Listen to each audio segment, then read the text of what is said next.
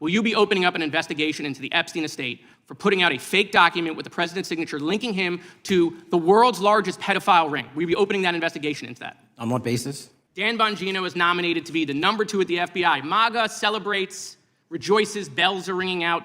The team, Patel, Bongino, that sought out every podcast microphone to talk about the Epstein list. The names are finally going to get released. It begins. They produce white binders, and the names are going to come out. Pam Bondi says the list is on her desk. So according to your testimony yesterday and in this committee, according to the evidence the FBI has, the number of names on the list are 0. Thank you, Mr. Chairman. Before I begin, I want to caution my colleagues on, one-sided violence in this country. We just heard that there were no riots on the right. We're literally sitting in a building where there was a giant riot by supporters of the president, the right. We also heard that only leftists, have said that Trump is a Nazi. In 2016, the current vice president of the United States said, Trump is either a cynical asshole or he's America's Hitler. And so this is the problem.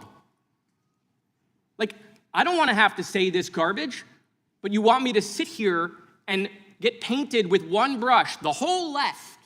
No, there are extremes on the left, and there are extremes on the right. And we collectively should tackle that. But to come here and just look at us and say we all support what's going on in the extremes is why we can't solve anything in this building. Director, let me say first, thank you for being here, and my condolences on the loss of your friend. And I'm happy to hear that you want to do more on the social media platforms. It's crazy what's going on the social media platforms. There are so many conspiracy theories on what's going on with Charlie Kirk. Israel assassinated him, right? There are conspiracy theories about your personal social life all day. It is totally rampant. Big names on the right, Candace Owens, right? Talking about how what's been released as far as the dialogue between the perpetrator and his roommate is manufactured by the FBI, manufactured by the administration.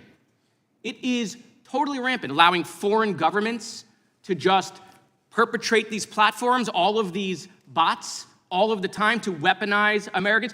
You see what's going on here? This is a byproduct of all of that. What's going on in the streets is a byproduct of all of that. What's happening is you see people celebrate Luigi Mangione is a byproduct of all of that. And so if we want to do something, then we should talk about Section 230. We should talk about how we're going to make sure that we don't let foreign governments poison our children's mind. And so I will work with you on that, Director. I'll work with you on 230 any day. No problem. So now, that was the good part. I want to take your attention back a second, Breaking news. Kash Patel is nominated to be the FBI director. Dan Bongino is nominated to be the #2 at the FBI. MAGA celebrates, rejoices, bells are ringing out. The team, Patel, Bongino, that sought out every podcast microphone to talk about the Epstein list. The names are finally going to get released. It begins. They produce white binders. Phase 1 with the podcasters. This is not actually one of them, of course, I made this.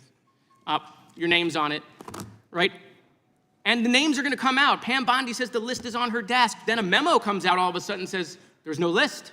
Oh no phase 2. Phase 2 binders never happen. You said the conspiracy theories around Epstein just aren't true. They never have been. And yesterday, in an answer to Senator Kennedy, you said the FBI is not in possession of any credible evidence that Epstein trafficked girls to anyone but himself. So according to your testimony yesterday and in this committee, according to the evidence the FBI has, the number of names on the list are 0. No, 0. The index has been released, and the number of people involved in that trafficking operation were charged in 2018. Other than Epstein and Ghislaine Maxwell, your testimony in the Senate and here is that according to the evidence you have, the number of other names is 0. That were charged based on credible evidence. Well, who are the other names? Give me the other names that weren't charged. We are not releasing the names of anyone because the Department of Justice never does that of anyone that didn't have any credible information to attack them. Let me move forward.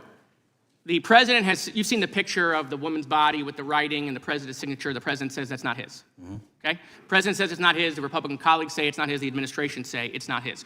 Will you be opening up an investigation into the Epstein estate for putting out a fake document with the president's signature linking him to the world's largest pedophile ring? Will you be opening that investigation into that? On what basis? On what basis? They literally put out a fake document, according to the president, with a fake signature. It's a forgery of the president of the United States signature. That's the basis. Sure, I'll do it. Okay, I look forward to that investigation. Am I over? Thank you, Mr. Chairman. I appreciate your diligence. What we just witnessed was one of the clearest, most unfiltered moments of truth to come out of these hearings in a long time.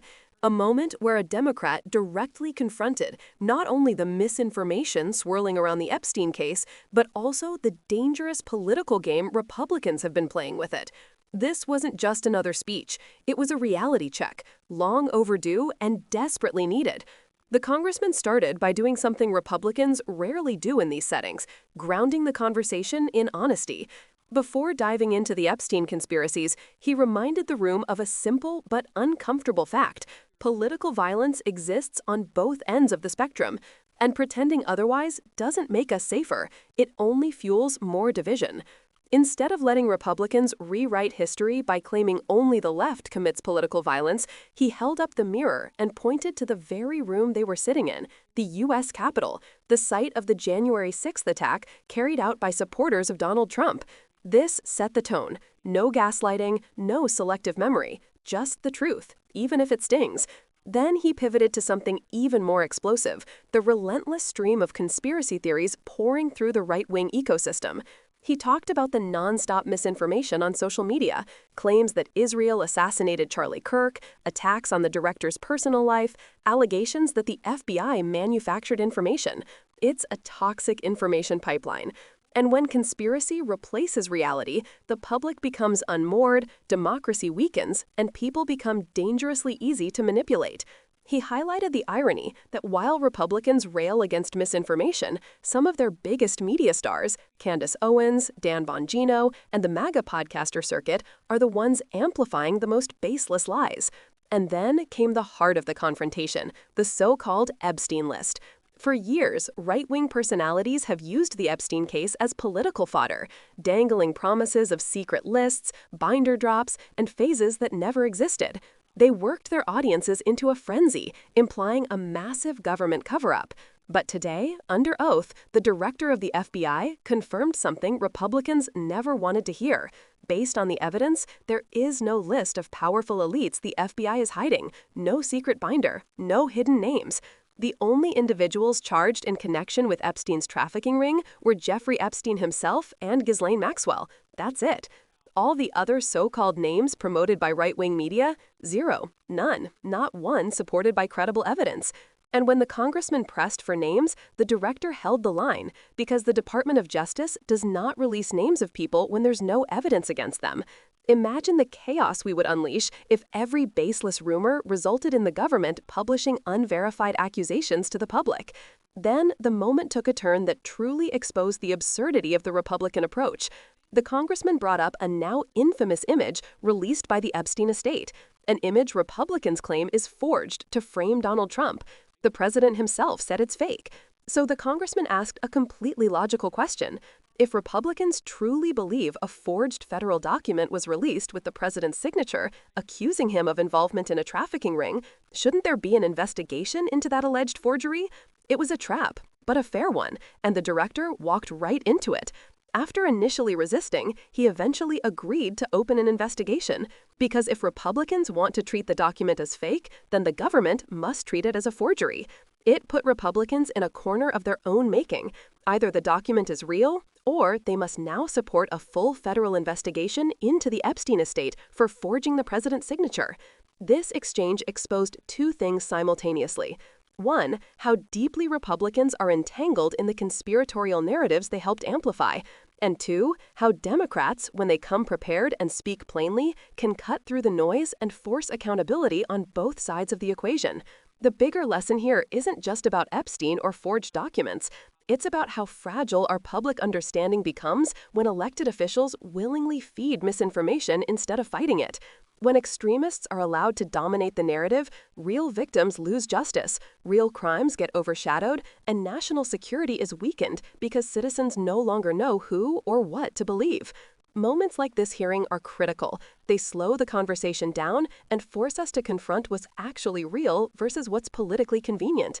And if we're serious about preserving democracy, that kind of courage needs to become the rule, not the exception. If you found this breakdown helpful, make sure you like, comment, and subscribe.